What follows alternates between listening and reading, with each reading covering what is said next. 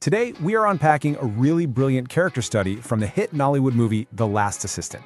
If you haven't caught it yet, consider this explainer your short review and a deep dive into its core message. On the surface, it's this fast-paced, high-stakes look at corporate real estate. But at its heart, it's really a story about workplace culture, the wild shifts in power dynamics, and, honestly, the ultimate price of pure arrogance. It's a fantastic film, and it serves as a perfect, maybe slightly uncomfortable mirror for modern corporate life. So, let me ask you a question. Have you ever worked for a boss who honestly thinks fear equals respect? We've all heard the absolute horror stories, or, let's be real, maybe you've lived through one yourself. You know the exact type. The manager who genuinely believes that shouting is managing, and that showing any basic human decency is somehow a sign of weakness. It's a totally relatable hook for a movie because tyrannical leadership is, unfortunately, everywhere. But as we are about to see, relying on that kind of leadership is literally just setting a ticking time bomb. Enter our protagonist. Well, actually, initially he's very much our antagonist, Jed. Jed is this hyper-ambitious, high-performing executive gunning for the managing director role at Shell Homes. But his management style, it is completely toxic. He literally yells this at his incredibly hardworking assistants, Evelyn and Jennifer. "I do the heavy lifting here, right? So you and your dimwit colleague there can go home with a salary." I mean, wow. He completely minimizes everything they do, treating them not as the essential support staff they are, but as incompetent burdens he's just graciously keeping around. But here's the thing about what Jed's fear-based leadership actually created. It wasn't high performance. Not at all. It was a complete pressure cooker. Jed placed these relentless, impossible demands on Evelyn and Jennifer. He actively refused to authorize their well-deserved overtime pay, even though they were basically living at the office, working late nights and weekends for him. He constantly threw insults at them, demanding absolute perfection while offering zero guidance and zero respect. He thought he was squeezing maximum value out of them, but in reality, he was just eroding their loyalty day by grinding day. In an environment like that, it's always destined to explode. And well, explode it did. Let's just look at the timeline of this collapse because it's wild. For years, Evelyn and Jennifer endured verbal abuse, running bizarre personal errands for his girlfriend, working completely uncredited overtime. But the actual breaking point? It happens in mere minutes, right before a critical board presentation for the massive Delta Havens project. Literally the exact presentation Jed needs to finally secure that managing director promotion. They just snap, they resign via email, and they walk out. And within hours, we see the immediate consequence. There's Jed, standing in front of the board, completely bombing his presentation because he doesn't actually have the data. He relied entirely on the team he was abusing.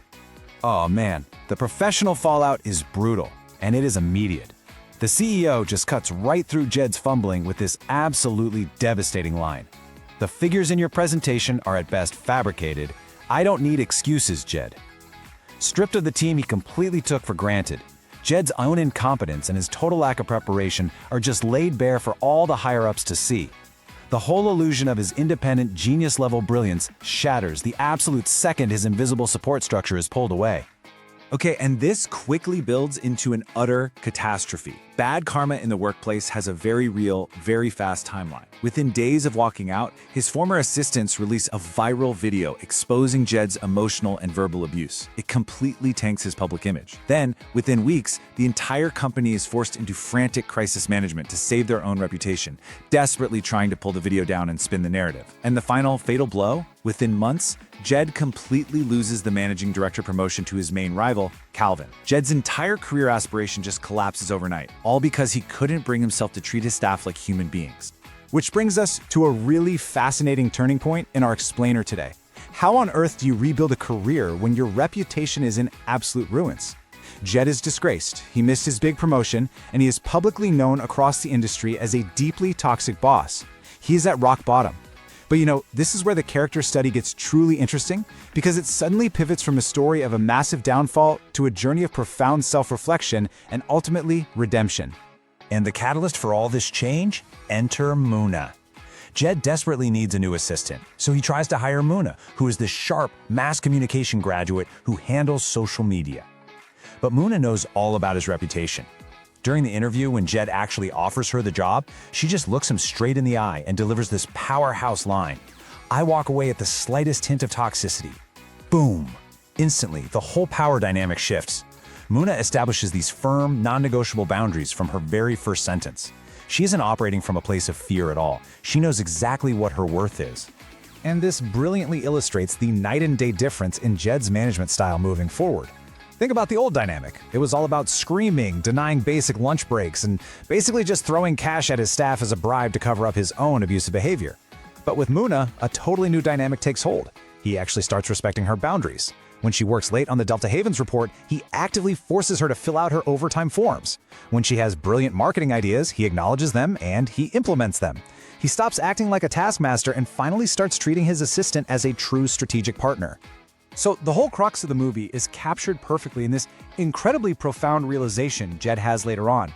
He actually admits to his toxic fiancée, "I've achieved more by being human to Muna than whatever it was I was to Evelyn and Jennifer." Right there. That is the light bulb moment. He finally grasps that his team members are actual human beings with fears, desires, and dignity. They aren't just cogs in his wealth-generating machine. And the kicker? Treating them well didn't diminish his power. It actually amplified his success. Okay, so let's distill all of this down. What are the essential workplace lessons we can actually take away from Jed's entire roller coaster of an arc? Let's get into it. A absolutely crucial lesson here is redefining empathy. Empathy isn't just some soft skill or a meaningless corporate buzzword you put on a LinkedIn profile. Empathy is a tangible business asset. It's the strategic advantage you gain when a leader truly understands and supports the humanity of their team. As Jed learned the incredibly hard way, empathy is the fundamental glue that keeps a business operating under pressure. Without it, your foundation crumbles the minute things get stressful. But with it, your team will literally go to the ends of the earth to ensure the work is flawless. So, what does functional, supportive leadership actually look like in practice?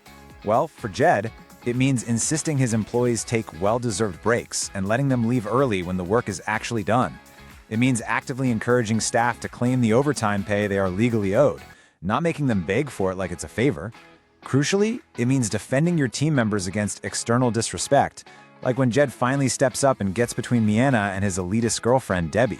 And overall, it just means valuing the actual substance of the work over the pure optics of looking like some hard-nosed boss. This whole evolution leads Jed to finally understanding what authentic success is. Authentic success means building a foundation on mutual respect, actual hard work, and brilliant ideas, rather than just relying on elitism, nepotism, and ruthless office politics. Eventually, Jed realizes that the corporate ladder at Enshell Homes is completely rigged by insider connections. But because he has finally found his authentic footing, he is empowered to leave that toxic system entirely. He launches his own firm, Emerald Homes, based purely on merit and genuine partnerships. And honestly, on a personal level, letting go of that toxic animal persona allowed Jed to find genuine clarity in his life. He tells Muna, "You didn't ask me to be perfect. You just asked me to be real, and you taught me how to feel." By dropping the heavy facade of the untouchable, ruthless executive, he didn't just find professional success with his new startup. He found a deep, authentic personal connection with Muna. He became a better leader, and infinitely more importantly, a better human being. As we wrap up this explainer, let's zoom out and look at the ultimate takeaway from The Last Assistant. The message here is crystal clear, folks. The people who do the heavy lifting behind the scenes, the assistants, the support staff, the junior executives, they hold the true power to make or break a leader. You can have all the ambition in the entire world, but if you alienate the very people holding up your ladder, you are absolutely going to fall. So, I'm going to leave you with this final, provocative thought to take into your own workday tomorrow.